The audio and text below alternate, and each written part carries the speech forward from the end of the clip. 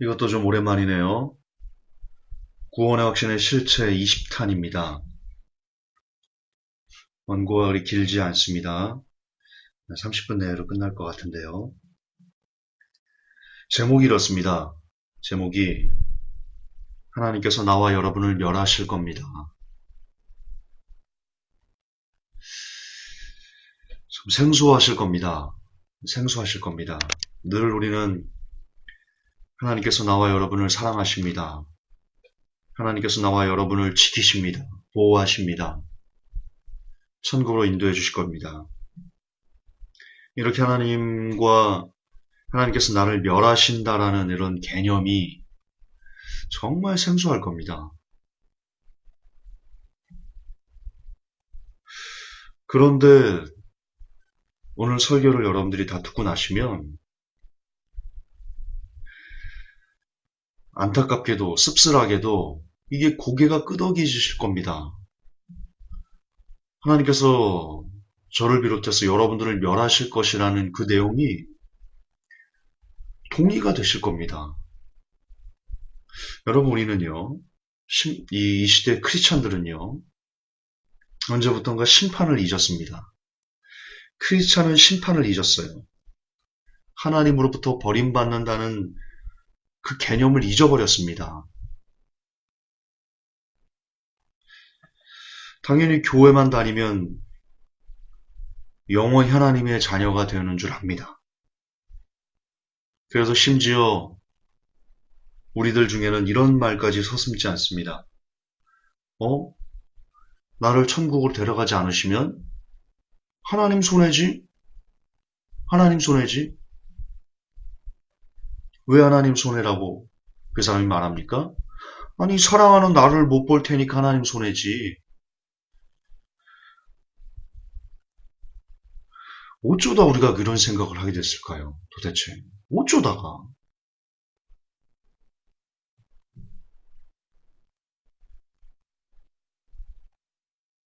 아니, 우리가 하나님을 못 보는 게 그게 안타까운 거지. 하나님이 우리를 못 보는 게 안타깝다고요? 그래서 어떻게든 나를 구원해 가실 거라고요? 참, 진짜 이건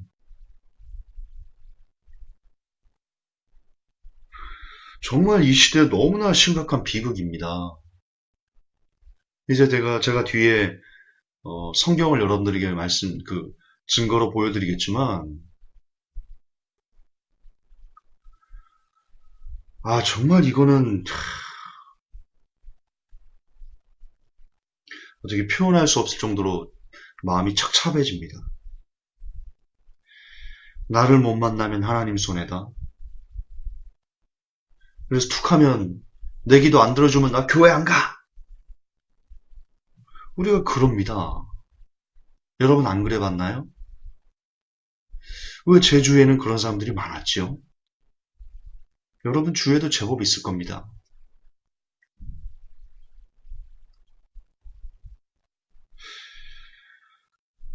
정말 어쩌다 우리가 여기까지 왔을까요? 어쩌다가. 전혀 성경적인 개념이 아닌데. 감히 인간 나부랭이가 뭘 잘났다고.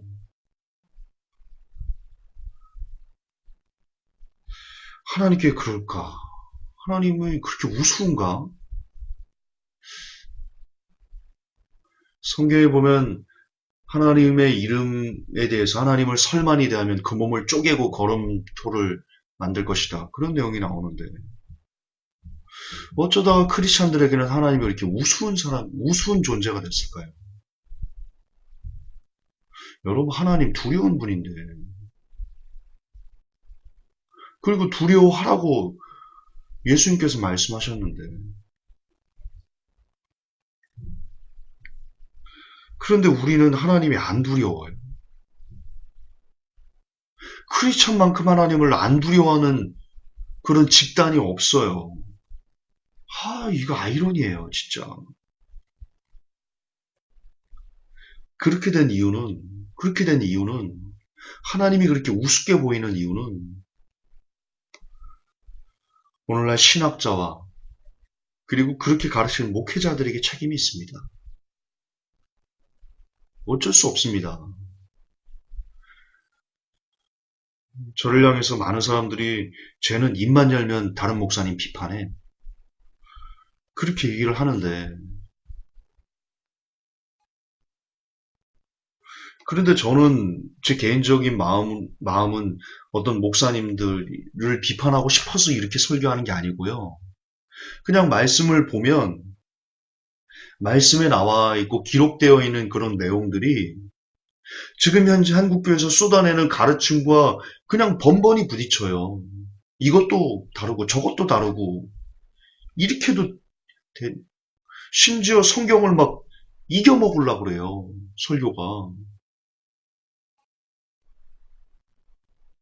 그래서 그런 거예요. 제 마음이 막 찌그러지고, 그 목사님들 막 이겨먹고, 그래서 목사님보다 내가 더 나은 사람처럼 이렇게 보여지려고 자기 교만하고 자랑하는 거야. 그런 게 아니고, 여러분. 저 다른 목사님들하고 싸울 시간 없어요. 저 엔드타임 좀 만들어야죠. 언제 그러고 있어요, 제가 지금. 그런데, 성경과 그냥 매번 부딪히니까. 저는 어쨌든 성경을 설교해야 되는데,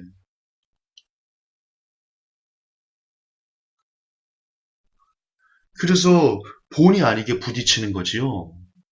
거듭 반복하지만 제 마음이 삐뚤어지고 교만 충만해가지고 저 사람들 이겨먹고 그 위에 올라서가지고 김조사만 그런 거 아닙니다. 그러려고 하는 거 아닙니다. 그러고 싶지도 않아요. 저는 싸우는 게 지쳤어요. 제가 지난 시간 동안 어떤 싸움을 싸워왔는지 지금 설교 듣고 있는 여러분들이 증인이지 않습니까? 저는 지겨워요. 지겨워요. 근데 그럼에도 불구하고 어쩔 수 없이 성경에 있는 내용들을 여러분들이 알려주려고 하면 그렇게 번번이 부딪힐 수밖에 없다. 이것에 대한 부득이함을 양해를 부탁드리겠습니다. 자, 다시 돌아가겠습니다. 오늘날 이 현대 크리스찬들은 심판을 잊었습니다. 심판을 잊은 것을 넘어서 하나님이 우습습니다. 그들에겐 하나님이 우스운 겁니다. 아니지, 하나님 사랑해서 그러는 거야. 아니요, 우스운 거예요.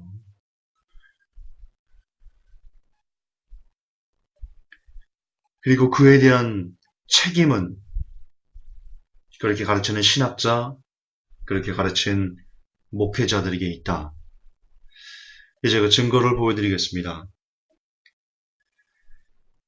신학자의 주장 30번째입니다. 이제 20번만 더하면 구원의 확신의 실체가 다 끝납니다. 자, 30번째. 어떻게 얘기하냐면, 민수기 23장 19절이 있습니다. 민수기 23장 19절. 하나님은 사람이 아니시니 거짓말하지 아니하시고 사람의 아들이 아니시니 후회하지 아니하시는도다. 그분께서 말씀하셨은즉 어찌 그 말씀하신 바를 행하지 아니하시리요. 어찌 그 이르신 말씀을 실행하지 아니하시리요. 이 구절을 갖고요. 이 신학자가 이렇게 얘기를 합니다. 하나님이 무엇을 약속하셨다면 그것은 반드시 성취된다. 맞는 말인가요? 예, 맞는 말입니다. 100% 맞는 말입니다. 그런데 문제는 이 맞는 말을 갖고 잘못된 결론을 이끌어낸다는 겁니다. 그 사람이 이렇게 결론 내렸습니다. 아들 하나님께서 약속하시기를 나를 믿는 자는 영존하는 생명을 가졌나니라고 하셨다. 그분의 말씀은 신실함으로 그분께서 약속을 지키시리라는 것은 확실하다. 자, 다시요. 민수기 23장 19절 그리고 요한복음 6장 47절 이 두 구절을 딱 띄어가지고는요. 그 두 개를 믹스합니다. 믹스 커피를 만듭니다. 아메리카노는 아무것도 안 탄 거죠. 카페 오레를 만듭니다. 그리고는 지 마음대로 결론을 내립니다. 하나님의 약속은 반드시 성취되고 그렇기 때문에 그분의 말씀은 신실하기 때문에 여러분은 무슨 짓을 해도 구원을 잃어버리지 않습니다. 이 두 구절을 전후 좌우 다 띄워버리고 날개 다 띄워버리고 그냥 이 두 개를 그냥 가져와서 자기가 원하는 대로 끼워 맞추는 겁니다. 다시 말해서 성경을 근거로 교리를 체계화한 게 아니고요. 칼빈주의는요 이런 겁니다. 성경을 근거로 교리를 체계화한 게 아니고요. 교리를 근거로 성경을 끼워 맞춘 것이 칼빈주의의 본질입니다. 지금 여러분은 그 전형적인 본말 전도의 모습을 보신 겁니다. 우선 영존하는 생명을 가졌다. 이 내용에 오류가 있다는 것을 정말 많이 여러분들에게 설명했습니다. 영존하는 생명을 가졌다. 과거형 아닙니다. 과거형 아닙니다. 3번, 4번, 제가 100만 번이라도 강조하고 싶습니다. 성경에 나타나는 구원 중에 과거형은 없습니다. 모두 시제가 현재형입니다. 지금 여러분들이 예수 그리스도를 믿고 있으면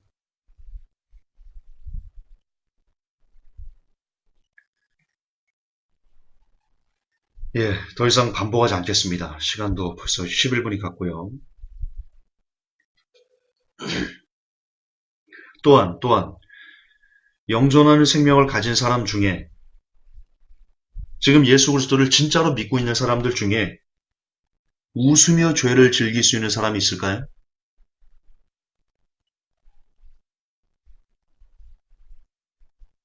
그럴 수 있는 사람이 있어요? 예수님을 지금 믿고 있는 사람 중에, 진짜로 예수님을 믿고 있는 사람들 중에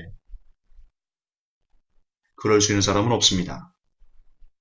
웃으면서 죄를 즐기는 사람, 죄를 짓고도 아무런 마음의 아픔을, 양심의 그 심장이 찢어지는 것 같은 그런 아픔을 경험하지 않는 사람,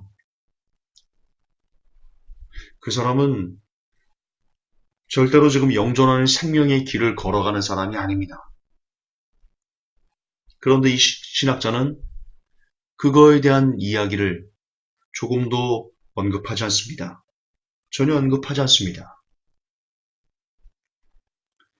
그분을 믿는 사람은 정말 영존하는 생명을 갖고 지금 현재 그 길을, 영생의 길을 걸어가는 사람은 지난밤 나이트클럽에서 온몸을 불사르고 전봇대에 우악 오바이트를 한 다음에 그 다음날 시원하게 잘 놀았어 라면서 해장국을 맛있게 먹을 수 없습니다. 그런 사람은 그가 아무리 목사라도 아무리 전도사라도 아무리 권사고 장로고 집사고 안수집사라고 할지라도 성가대 무슨 대장이라고 할지라도 11조를 1억 원씩 하는 사람이라고 할지라도 그 사람은 절대로 지금 영생의 길을 걸어가는 사람이 아니다. 크리스찬이 아니다. 성경은 그렇게 우리에게 얘기하고 있습니다.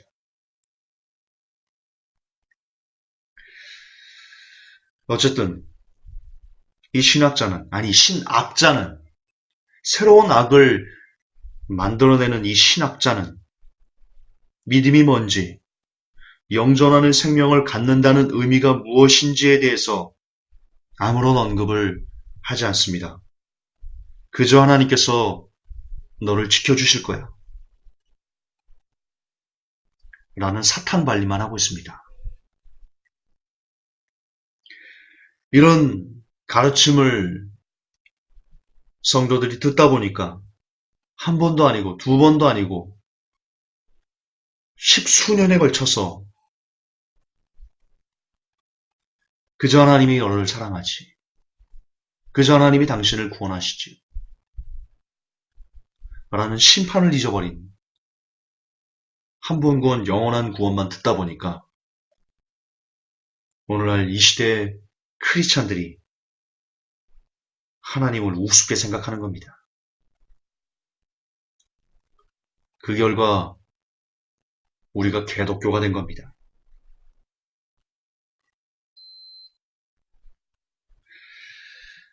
자, 이제 그럼 본격적으로 이 신학자의 주장의 논리가 얼마나 허무맹랑한 것인지 제가 성경으로 증명을 해드리겠습니다. 이 사람은 이렇게 얘기를 했습니다. 하나님이 약속이 있는데 그 약속은 반드시 성취된다. 하나님은 인생이 아니시니 시건치 않으시기 때문에 하나님이 무엇을 약속하셨다면 그것은 반드시 성취된다. 아까 말씀드렸죠? 옳습니다. 100% 옳습니다. 제가 100만% 동의합니다. 자, 그런데 문제는 이 옳은 얘기를 갖고 이 사람이 이런 결론을 이끌어냅니다. 그러므로 여러분의 구원은 안전하다. 이게 미치고 정말 팔짝 뛸 노릇입니다. 이게 미치고 팔짝 뛸 노릇이에요. 정말 그런가요? 하나님께서 약속하시고 반드시 성취하시는 분이시라는 내용이 여러분의 구원이 안전하다라는 내용인가요? 그렇게 귀결되나요? 자, 성경을 보여드리겠습니다.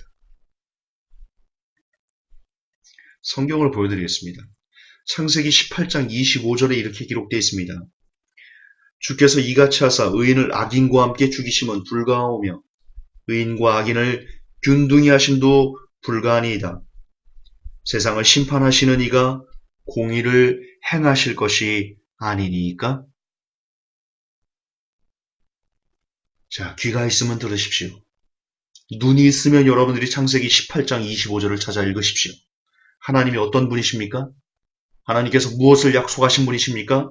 하나님은 의인과 악인을 철저하게 구분하시는 분이십니다. 그리고 그에 맞게 대우하시는 분이십니다.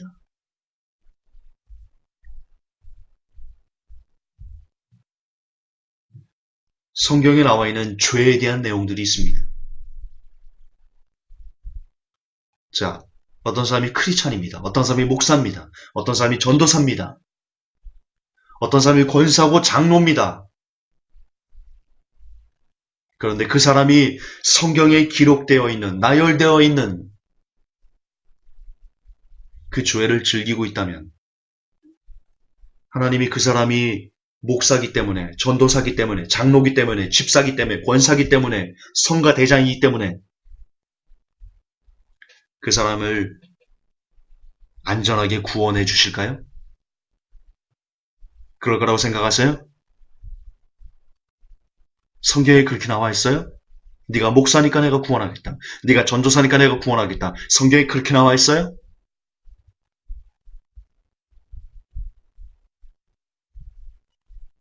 성경은 의인과 악인을 균등히 하심도 불구하고 하나님의 법칙입니다. 하나님은 의인과 악인을 절대로 균등히 대하지 않습니다.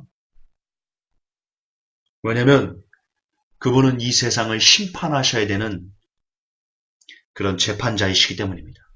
재판자가 공의를 굳게 하면 공의를 왜곡하면 어떻게 재판자가 재판자일 수 있겠습니까?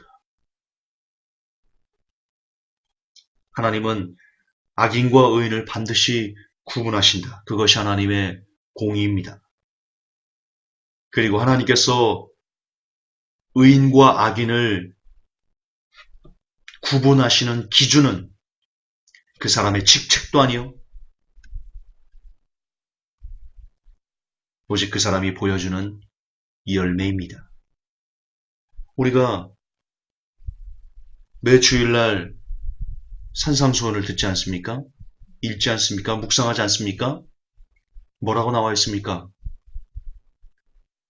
아름다운 열매를 맺지 아니하는 나무마다 찍어 불에 던져지리라. 그날에 이르러 많은 사람들이 내게 이르러 주여 주여 우리가 주의 이름으로 이것도 하고 저것도 하고 그랬습니다. 말씀하십니다. 예수님께서 말씀하십니다.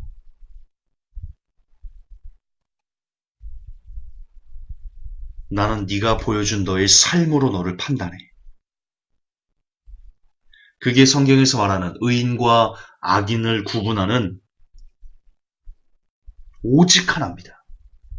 오직 하나입니다.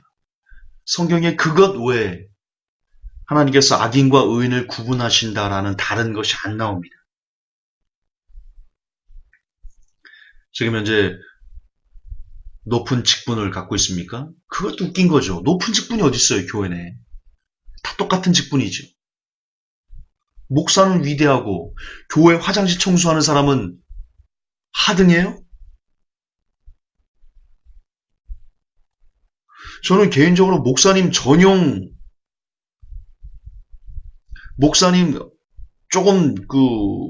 되는 교회 가면요. 목사님 전용 주차장이 있어요. 주차석이 있어요. 주차 라인이 있어요. 목사님 전용. 목사님 전용 엘리베이터가 있어요. 미친 거예요. 싸그리 미친 거예요. 누가 구분하라고 그랬어요? 누가 주차석을 목사석 누가 구분하라고 그랬어요? 오히려 교회 주차장에 차 댈 데가 없으면 목사가 공영 주차장에 갖다 두고 와야죠, 차를. 그리고 걸어와야죠, 교회로. 엘리베이터가 가득 타 있으면 목사가 계단 올라가야죠. 그게 성경에서 가르치는 목회자의 개념 아니에요?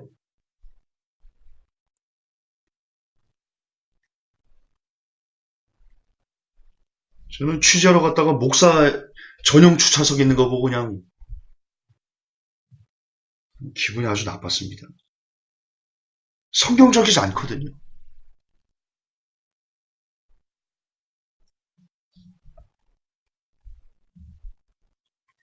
욥기 36장 6절에 이렇게 기록되어 있습니다. 악인을 살려두지 않으시며 고난받는 자를 위하여 신원하시며. 뭐라고 기록되어 있다고요? 악인을 살려주지 않으십니다. 하나님은 악인을 멸하기를 즐거워하십니다. 즐거워하신다? 그 표현은 고민해 봐야 될 것 같습니다. 하나님은 악인도 멸망하는 것을 원치 않으신다 그렇게 되어 있으니까 즐거워하신다 그 표현은 좀 아닌 것 같습니다. 죄송합니다. 사과하겠습니다.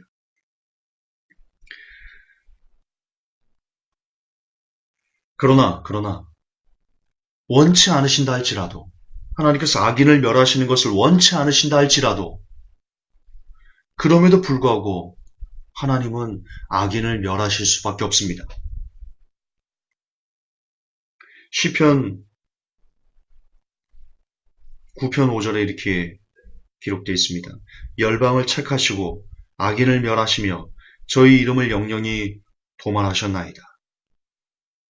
예, 하나님께서 악인을 멸하십니다. 시편 101편 8절에 이렇게 기록되어 있습니다. 아침마다 내가 이 땅의 모든 악인을 멸하리니 죄악 행하는 자는 여호와의 성에서 다 끊어지리로다. 보셨습니까? 읽으셨습니까? 죄악 행하는 자는 누구를 막론하고 다 하나님의 성에서 끊어집니다. 천국에 못 갑니다. 착각하지 마십시오. 여러분이 가지고 있는 그 직책이 여러분을 천국으로 인도하지 않습니다. 보장 안 됩니다. 구원. 어떻게 해야 이 소리가 좀 들립니까? 여러분 귀에. 어떻게 해야? 어떻게 설교해야 될까요? 어떻게 효과적으로 설교해야 될까요? 그래야 여러분들이 이 구원에 대해서 고민하고 애를 쓰고 애통해하고 비통해하고 그렇게 두렵고 떨림으로 구원을 잃어가는 그런 삶을 저를 비롯해서 한국교회 많은 성도들이 살아갈 수 있을까요? 어떻게 설교해야 그런 날이 올까요? 시편 95편 5절에 만군의 하나님 여호와 이스라엘 하나님이여 일어나 열방을 벌하소서 무릇 간사한 악인을 긍휼히 여기지 마소서. 하나님은 간사한 악인을 긍휼히 여기지 않습니다. 시편 119편 119절 주께서 세상의 모든 악인을 찢기같이 버리시니 그러므로 내가 주의 증거를 사랑하니이다. 하나님은 모든 악인을 찢기같이 버리십니다. 시편 139편 19절 하나님이여 주께서 정령의 악인을 죽이시리이다. 피 흘리기를 즐기는 자들아 나를 떠날지이다. 하나님께서는 정령의 악인을 죽이십니다. 잠언 17장 15절에 악인을 의롭다 하며 의인을 악하다 하는 이 두 자는 다 여호와의 미워하심을 입느니라. 악인을 의롭다 하는 사람은 하나님의 미워하심을 얻게 된다 합니다. 이게 지금 이 시대에 이런 겁니다. 교회 다니는 사람들에게, 성도들에게, 목사님들이 칼빈주의에 입각해서 당신들은 이미 한번 의인이 됐기 때문에 여러분의 삶과 관계없이 여러분은 언제나 하나님 앞에 의인입니다. 라고 말하는 것이 그게 바로 이겁니다. 잠언 17장 15절을 범하는 겁니다. 목사님들이.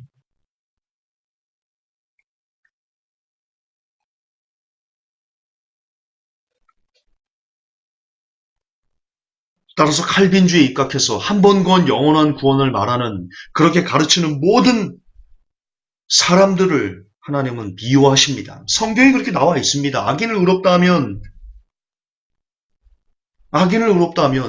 지금 교회에 다니는 그 성도들이 사회에서 엄청나게 많은 죄를 짓는데요. 이루 말할 수 없는 죄악 가운데 살아가는데요. 그래서 날마다 우리는 우리의 발을 씻고 회개하는 통에 자복하는 그런 삶을 살아야 되는데요. 그런데 교회에 왔더니 그렇게 죄를 지은 사람들의 그 성도들의 마음을 목사님들이 시원하게 해주는 겁니다. 여러분 오늘 보세요. 영전한 생명을 가졌다고 그랬죠. 그러므로 절대 당신들은 여러분의 그 구원은요 안전합니다. 하나님의 약속은 신실합니다. 걱정하지 마세요. 해피하세요. 즐기세요. 두려워하지 마세요. 그렇게 설교해버리면 그걸 듣는 일주일 동안 삶 속에서 막 온갖 죄악 가운데 그래도 양심이 있어서 그 찔림이 있는 그 사람들에게 면죄부를 확 줘버리니까 악인을 그렇게 의롭다 해버리니까 교회가 사단의 소굴이 되어버린 겁니다. 지금 이 시대 상당수의 교회는 교회를 가장한 사단의 소굴입니다. 사단의 회당입니다. 많은 수의 목회자들에게 쏟아져 나오는 것은 생명이 아니고 독사의 동물입니다. 오늘도 성도들은 그 쏟아져 나오는 동물을, 독극물을 먹고는 희낙낙거리며 하나님을 우스운 존재로 여기고 그렇게 점점점 개독교인이 돼가고 있습니다. 전도서 3장 17절은 말합니다. 내가 심중에 이르기를 의인과 악인을 하나님이 심판하시리니 이는 모든 목적과 모든 일이 이룰 때가 있음이라 하였으며 하나님은 모든 이들을 심판하십니다. 히브리서 9장 27절에 한 번 죽는 것은 사람에게 정하신 것이요 그 후에는 심판이 있으니 여러분 모두 심판이 있음을 기억하셔야 됩니다. 여러분은 다 죽습니다. 누구나 죽습니다. 죽음 이후에는 심판이 기다리고 있습니다. 그런데 그 심판은 이렇게 결론 내립니다. 로마서 6장 23절 죄의 삭은 사망이요. 죄의 삭은 사망이요.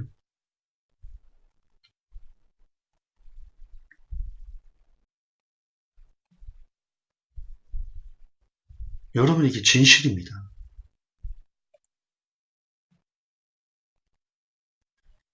그렇다면 이제 그 신학자의 주장 그대로 돌려주겠습니다. 그 신학자는 이렇게 얘기했습니다. 하나님께서 약속하셨으니 반드시 성취할 것이다. 그러므로 여러분의 구원은 안전하다. 이렇게 주장했는데요. 이제 그 사람, 교리에 입각한 그 사람의 주장이 아니고 성경에 입각해서 그 사람, 이 신학자가 주장한 것을 그대로 돌려서 그들에게 줘보겠습니다. 이렇게 나옵니다. 하나님은 인생이 아니시니 시건치 않으시다. 옳습니다. 그 말 그대로 돌리면 이렇게 됩니다. 하나님은 악인을 절대로 살려두지 않으신다.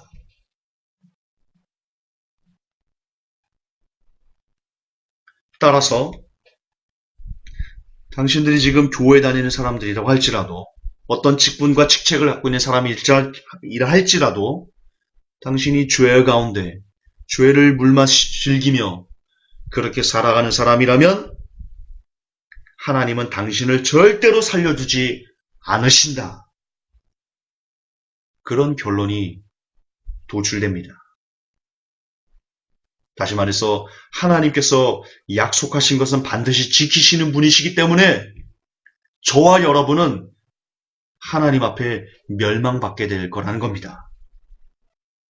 우리가 여전히 죄악 가운데, 여전히 쫙 해서 죄를 즐기며, 죄를 지면서 조금도 아파하지 않는 그런 상태 가운데 놓여져 있다면 말입니다.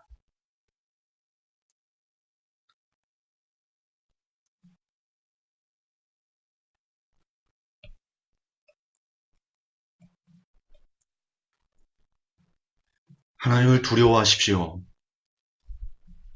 회복교 성도 여러분, 하나님을 전심으로 두려워하십시오. 하나님은 우스운 분이 아닙니다. 하나님께서는 무작정 여러분을 사랑하시는 분도 아닙니다. 왜 그럴까요? 왜 무작정 하나님께서 우리가 무슨 짓을 해도 하나님께서 우리를 사랑하실 거다라는 그런 개념이 우리의 잠재의식부터 우리의 그냥 심장에 그게 박혀 있을까요? 하나님은 악인을 사랑하지 않으시거든요. 물론 그가 돌아오기를 불쌍히 여기시기는 하죠. 그러나 악인을 사랑하지 않아요. 안타까워하는 것과 사랑은 다른 거잖아요.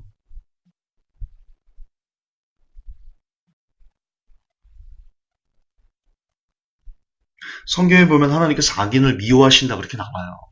기록되어 있어요. 좀 사랑의 하나님 마케팅에서 좀 벗어났어요. 이제는 좀 벗어나야 돼요. 하나님을 두려워하세요. 인생이 죄를 쉽게 즐기는 이유가 무엇인지 전도서 8장 11절은 이렇게 기록합니다. 악한 일의 징벌이 속히 실행되지 않으므로 인생들이 악을 행하기에 마음이 담대하도다. 그래요. 여러분들이 지금 죄를 즐긴다고 여러분 바로 안 죽어요. 다음날 교통사고 나서 생명 잃어버리지 않아요. 인정해요. 그러나 전도서는 거기서 끝나지 않아요. 제가 말씀드렸죠? 성경은 장절이 없다고. 전도서는요. 8장 11절에서 그렇게 얘기하고는 인생들이 쉽게 죄를 즐기는 이유에 대해서 그렇게 당장 그 보응이 없기 때문에 라고 단서를 달았지만 전도서 12장 14절에서 이어서 이렇게 얘기를 합니다. 하나님은 모든 행위와 모든 은밀한 일을 선악간에 심판하시리라. 그렇습니다. 지금 여러분이 쉽게 즐기는 그 죄악들, 그 죄로 인해서 당장 여러분의 삶에 큰 풍파, 어떤 심판, 불벼락 떨어지지 않을런지도 모릅니다. 거의 대반 그럴 겁니다. 태반이 그럴 겁니다. 그래서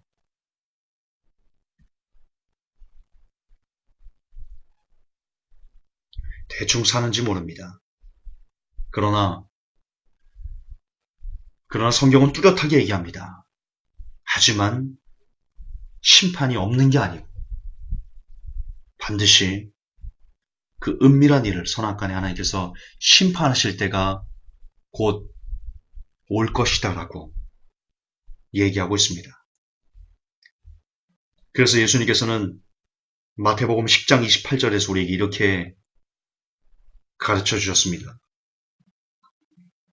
몸은 죽여도 영혼은 능히 죽이지 못하는 자들을 두려워하지 말고 오직 몸과 영혼을 능히 지옥에 멸하시는 자를 두려워하라.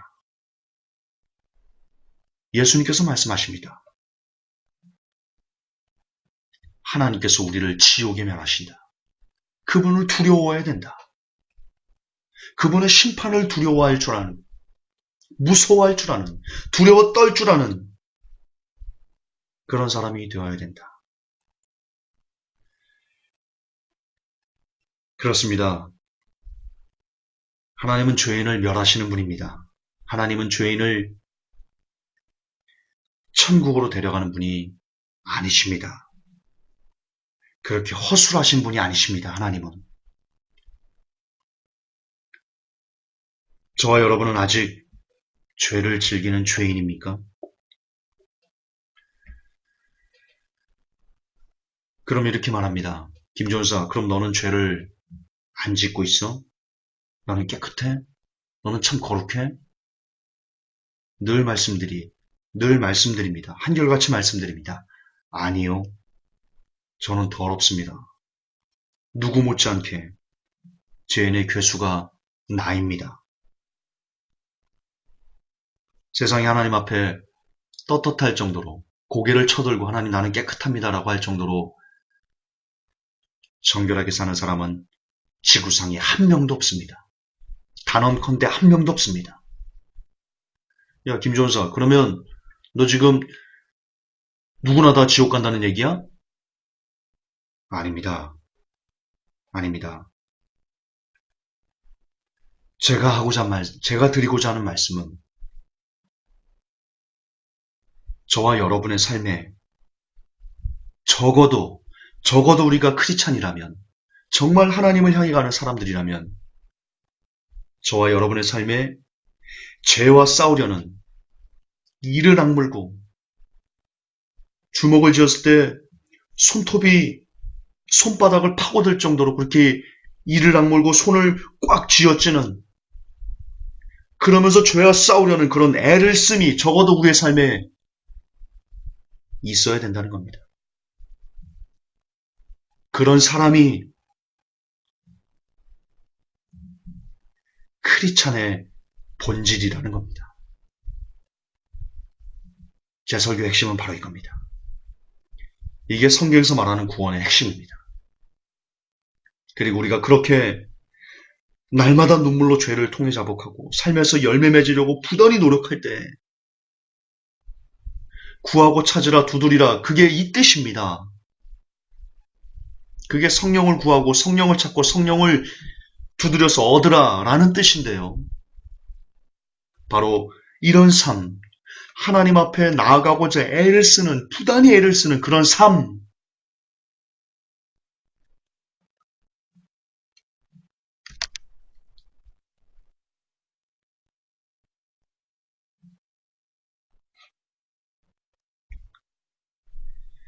그런 삶이 크리스찬의 이 땅에서 살아내야 되는 삶의 핵심이다. 그렇게 살아도 하나님 앞에 온전한 모습으로 설까 말까 하는데, 지금처럼 교회에서 신학자들이 성경 두 구절 딱 띄워가지고 전혀 연관성도 없는 성경을 지 마음대로 묶어가지고 한 짝으로 만들어가지고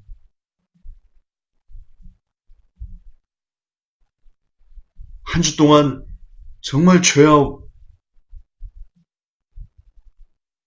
뒹굴던 그러다 온 성도들에게, 자 보십시오, 여러분의 구원은 안전합니다라고 말했을 때, 그런 얘기를 1년, 2년, 3년, 수십 년을 들었을 때, 그 설교가 귀에 인이 박였을 때, 그 성도들의 삶이 어떨 것인지는 명약과나 하니까 불을 보듯 뻔하지 않겠습니까? 그러나 거듭 반복하지만 잊지 마십시오.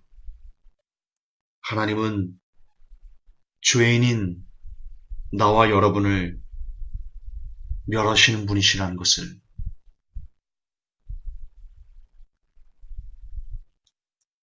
꼭 기억하시고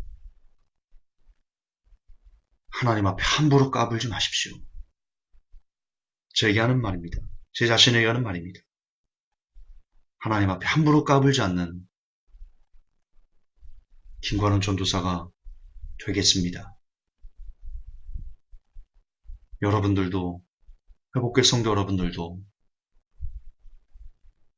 하나님 앞에 함부로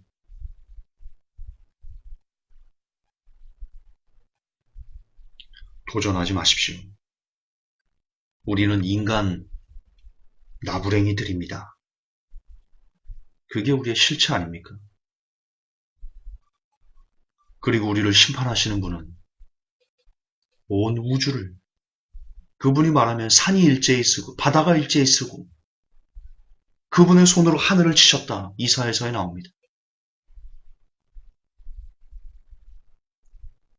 감히 우리가 쳐다볼 수 없는 모세의 얼굴에 난 광채를 사람들이 쳐다볼 수 없지 않습니까? 그 정도인데 여러분 해를 쳐다볼 수 있어요? 선글라스, 검은색 선글라스 안 끼고 해를 쳐다볼 수 있어요? 못 쳐다보죠. 눈이 멀어버리죠. 기억하세요. 하나님은 그 해를 만드신 분이세요. 제발 하나님과 여러분의 그 차이가 어느 정도 심한지 깨달으세요. 우리가 좀 깨달아야 됩니다. 성도들이.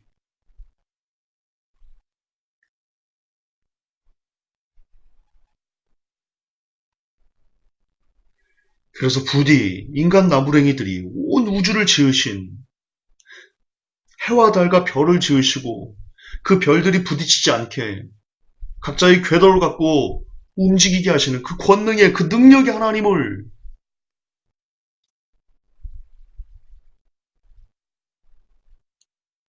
온전히 공경할 줄 아는, 그분을 두려워할 줄 아는, 그분의 권능 앞에 몸을 떨 줄 아는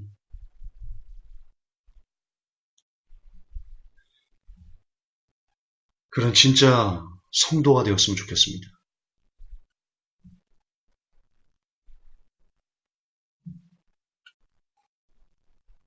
회복교 성도 여러분, 인간이면 인간답게 신을, 오직 하나의 신은 이 세상에 하나님 한 분밖에 없습니다. 나머지 모두 사람들이 지 손으로 만들어낸, 지 욕심에 이끌려서 만들어낸 우상단지들일 뿐입니다.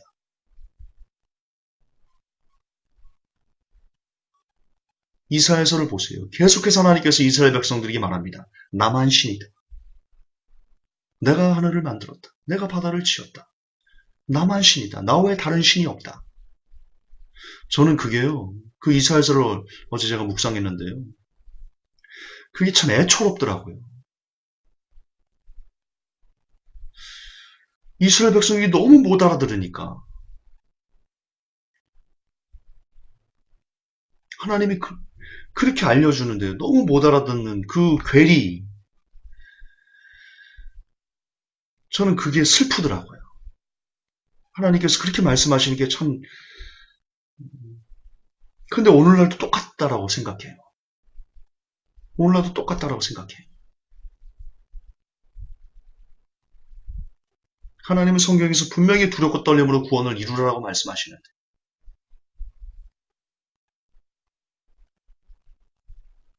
성도들이 알아듣지를 못해요. 성경을 봐도, 아니 정확히는 보지도 않죠. 읽지도 않죠.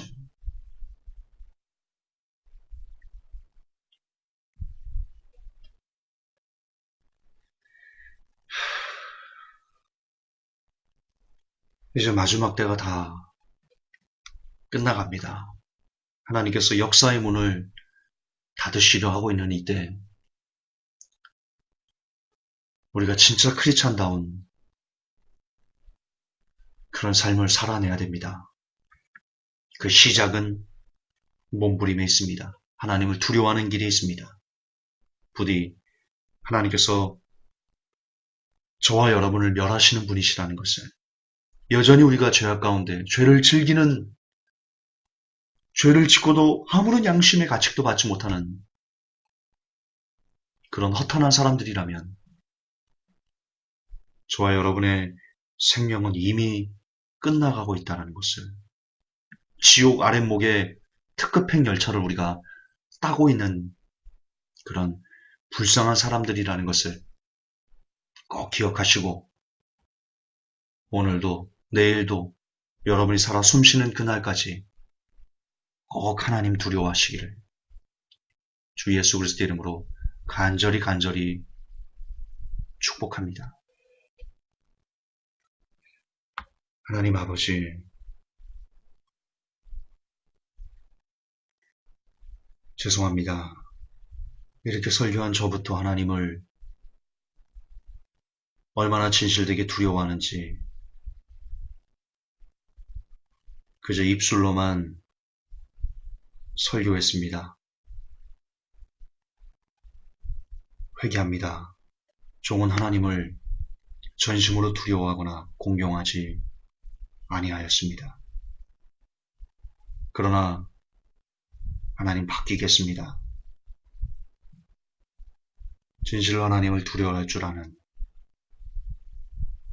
온 우주를 조성하신 그 신을, 그 권능의 신을, 이 세상 오직 하나뿐인 신, 그분을 진실로 공경을 할 줄 아는 사람으로 몸부림치겠습니다. 저를 비롯해서 모든 회복교회 성도들이 이 마지막 시대에